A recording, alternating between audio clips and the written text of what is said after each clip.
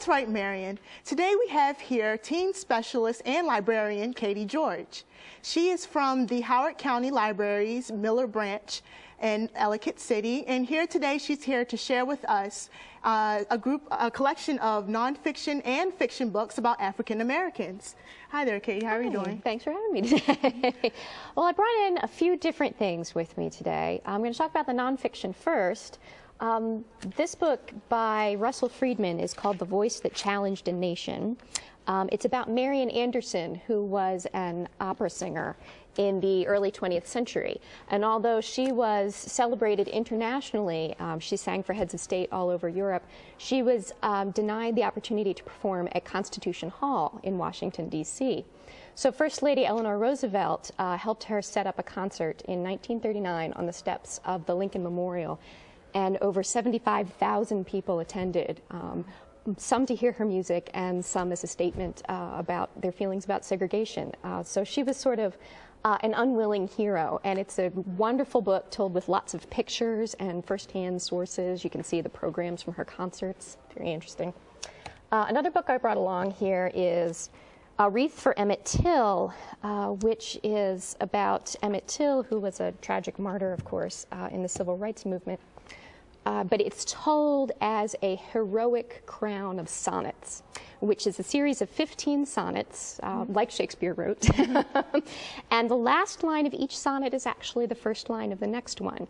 So 14 sonnets tell the story of this event, and then the last sonnet is comprised of the first line of each of the previous sonnets. Wow. So it's a really complicated and formal way to tell a very emotional story. It's very powerful. Wow. And then I brought some fiction titles along with me, too. Okay, tell us about those. All right. This book by Walter Dean Myers is called Monster. It's about a young man, Steve Harmon, who's on trial for murder. And that's what the prosecutor calls him, labels him a monster. Okay. And this book is really, not only is it a riveting story, but it's told in the form of a movie script. He's actually writing the script of what's actually happening to him, so he can sort of step away from the events. It's an excellent read. And what else do we have here? Angela Johnson wrote the first part last. Which is a very short book, but she says a lot in just a little over 100 pages. It's about a teen father. The main character, Bobby, finds himself suddenly with a an infant daughter. An infant daughter, okay, a young daughter. He doesn't have a teenage daughter, magically. He has an infant daughter.